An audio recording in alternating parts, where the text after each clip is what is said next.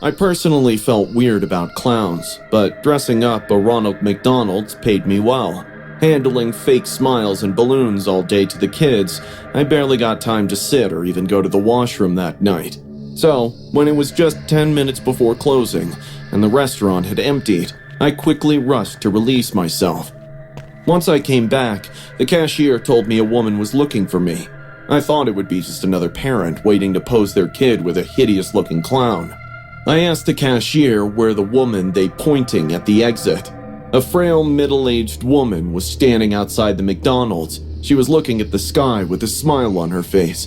I walked up to her and asked, ma'am, you were looking for me? She slowly looked down, and we made eye contact. In that very moment, a rush of discomfort flowed down my spine. I don't know why, but the woman's stare gave me the creeps. She blinked twice, then said, My son, he wanted a photo with you. He just loves Ronald. I looked around awkwardly, smiling. So where is he? She thought for a second, then asked, Who? Your son, ma'am. A pale sadness dawned at her. He's sick. Can you come with me? He's waiting for you. I felt bad for judging her too quick. Poor woman must have left the sick kid at home, promising a picture with me. Seeing me quiet, she spoke again. I'll pay you if you see my son and click a photo with him. Any other time I would have done this for free, but at that moment I too needed the money bad, so I happily agreed. I went back into the McDonald's, got my money from the manager, and started following the woman to her house. On the way, I thought she would explain what's going on with her son, but surprisingly, the entire time, she didn't even mention the kid once. She just kept walking ahead of me, quietly. I guess she was already worried about her life, so I didn't bother with any more questions either. As we walked, houses passed us. Streets that led to those houses went away, but we didn't stop. I wanted to ask her where we were going, but again, I hesitated. After walking for 15 minutes straight, we left the suburbs and got onto a narrow, dusty road. I was getting really confused, so finally I asked her, How far is your house? She stopped suddenly, turned back, and looked at me like I had said something stupid. Why would I take it to my house? She said with confusion on her face. To see your kid? You said your son... She didn't let me finish. Oh no, my son is not at home. He is waiting for us at the cemetery. The nonchalant tone of her voice sent a shiver down my spine. What the hell is going on? Where is she taking me? I asked her why her son is at the cemetery, but she didn't reply anymore, just kept walking. A hint of shady business alerted my mind, but then I thought, I'm 6 foot tall, weighing 170 pounds. On the other hand, this woman is thin as a twig. What harm could she do me? Also, she said she's going to pay, so let's see what she's up to. We did stop outside a cemetery. Pushing the rusty, creaking gate, she took me to a child's grave. That's when the truth hit me. Her son is already dead. Pointing at an epitaph that read, Our beloved Michael sleeps here in peace. Go ahead. Tell him a joke. He will laugh. Her wide, with doll-like eyes fixed on me, was waiting for me to follow her instructions. No matter how creepy it was, I could fathom the underlying grief in her stare. I played along, not for the money, rather to provide some comfort to this mother grieving for her lost child. I told a lame joke, and for a second, the silence of the graveyard prevailed. And then I heard a chuckle of a child. It's right to say I was on the verge of having a heart attack when I heard the chuckle again. But then realized it was her. Eyeing at the grave, the woman was laughing like a kid.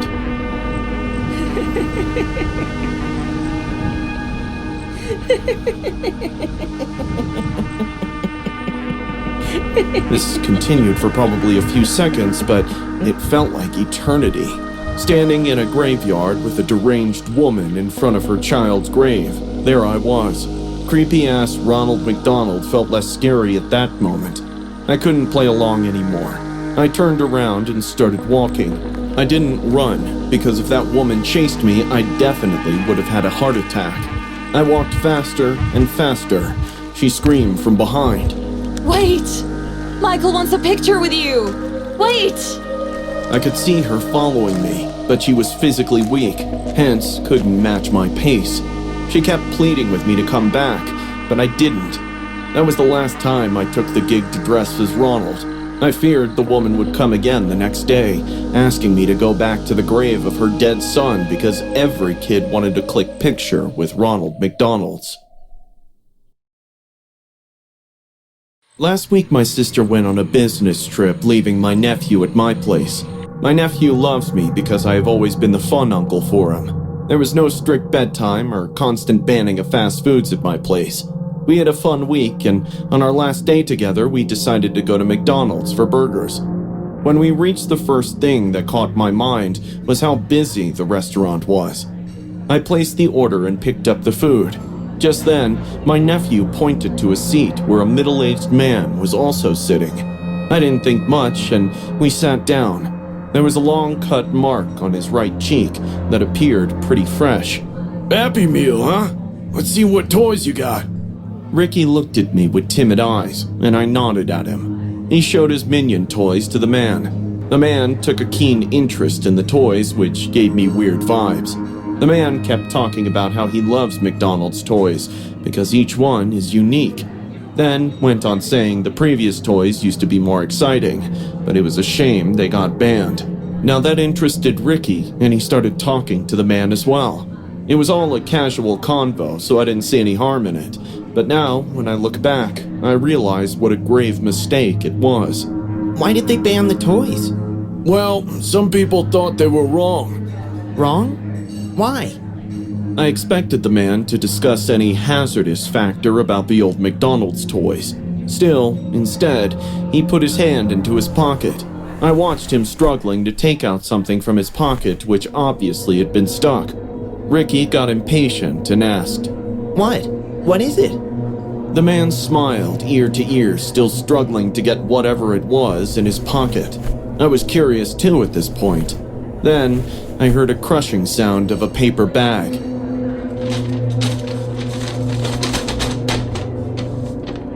The man took out this paper bag, which had something inside. He placed the bag on the table and pulled out this bizarre McDonald's toy, shaped like a jellyfish. Its droopy tentacles, human-like face, and oddly fixed grin violated the lines between kids' meal fun and explicit intent. Its translucent dome head only added to the alien horror, making it weirdly memorable and slightly disturbing. Isn't it amazing? Look how big it is. Touch it. Touch it to feel its hard surface. Now here I had to put a stop.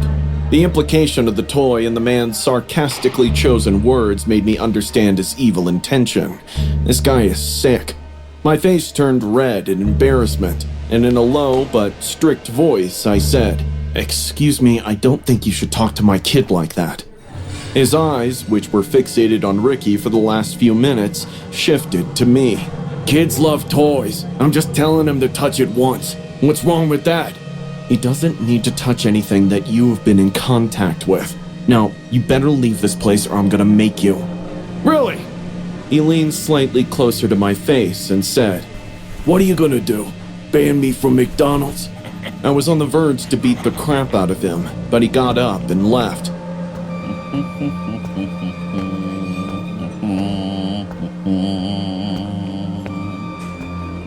That guy gave me the creeps, Uncle Ted.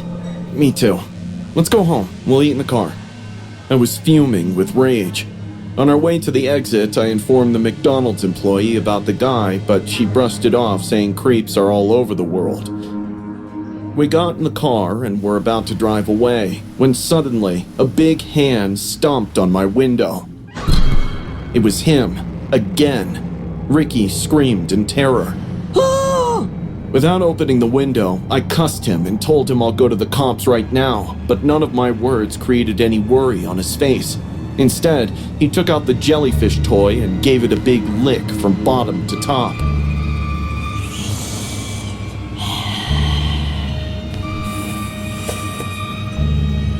I wanted to get down and slap him as hard as I could, but Ricky was already crying, so I had to drive home. The poor kid barely slept that night. The next morning, when I dropped him off at the airport, he was constantly looking around with fear in his eyes. I knew what he was thinking, but I didn't bring up the man again. Once he got home safely to my sister, I called her and told her everything. I even reported the guy to the cops, but since he didn't do anything physically harmful to us, the cops said they couldn't arrest him. I really hope that pervert trips and falls into a manhole, because people like him are nothing but filth to society. It was a boring Saturday night, and my parents went to visit my grandma. I was randomly scrolling through Netflix when Susie invited me to grab a bite at McDonald's with her little brother. I called my mom and told her about this sudden plan. Even though she said yes, I could spot the worry in her voice for going out after dark. But I was 16, and at that age, we hardly listened to our parents. I thought she was worrying for nothing because the restaurant was just 2 blocks away, and I always carried Mace in my bag. Putting some music in my ears, I peacefully walked to the restaurant. It was only 7 p.m., so the place was flooding with customers. Susie waved at me from a table in the corner, and I smiled at her. We laughed, we joked, and we gossiped with every bite of our burgers. I ate a little too much fries, which didn't leave space for the entire Big Mac to fit in. Just when I was thinking of wrapping it up and take home for a midnight snack, a filthy-looking homeless guy approached our table. If you're not gonna eat it, can I have it? His voice sounded broken, like he had a years-old cough stuck in his larynx. He took out a dirty, muddy hand from his pocket and stretched it in my direction, hoping I would hand him my food. Sorry, but I'm gonna eat it later. His face turned sad as he said those lines. His eyes sunk deep with pleading, but I stuck to my decision. Susie suggested to buy him some food, but I stopped her. Why don't you get a job so you can buy food for yourself? I said this out loud to catch the attention of the security. I also exaggerated a lie when they asked us if he was bothering us. In the next 2 minutes, he was thrown out of the store. They pushed him so hard that he fell on the pavement and broke his tooth. I was happy that he's gone, but Susie told me I was too harsh on him. We chilled out there for an hour more, and then got up to go home. Susie asked me to wait so her dad could drop me home, but my mom had called me thrice already. I said I'll walk home. Saying our goodbyes, I started heading home. Putting my earbuds back on, I started on the empty streets. Headlights of passing cars accompanied me through the night, when suddenly, someone threw a rock at me. It hit my head so hard that I felt I would faint. I grabbed a tree on the sidewalk and touched the back of my head, felt a swollen bump. I groaned in pain and looked around to see who threw it. Turning around, I saw a familiar face. It was the homeless guy from MacD. He was hunched on the sidewalk just a few inches away. A mix of anger and hatred illuminated his face under the neon streetlights. Before the sense of fight or flight could kick in, he sprinted towards me, grabbed me by the shoulders, and started shaking me violently. Help! Help! I screamed. My face was covered in my tears and sweat, but there was hardly anyone to hear my cry. I felt I was gonna vomit when he stopped. Still grabbing my shoulders, he brought his face closer and screamed at me, opening his mouth. His bad breath mixed with his spit spray-printed my face. Blood was oozing from his broken tooth. I'm sorry! Let me go! Please! He then pushed me on the sidewalk, making me lose my balance and fall on my back. I forgot about the Mac. I forgot I could fight.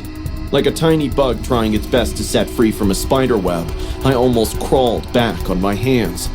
The guy just stood there, watching me go through all the emotions before I got up and started running. I could hear his laughter echoing in the night.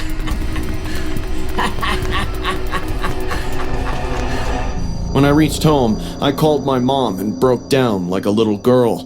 My parents drove back home ASAP, but until they arrived, I just sat in the living room corner, crying and fearing the guy might show up at my house too. I constantly kept checking out the window to see if he was standing on the streets. Luckily, he wasn't. I didn't sleep well for at least a month after that incident. I didn't go out after dark for a year.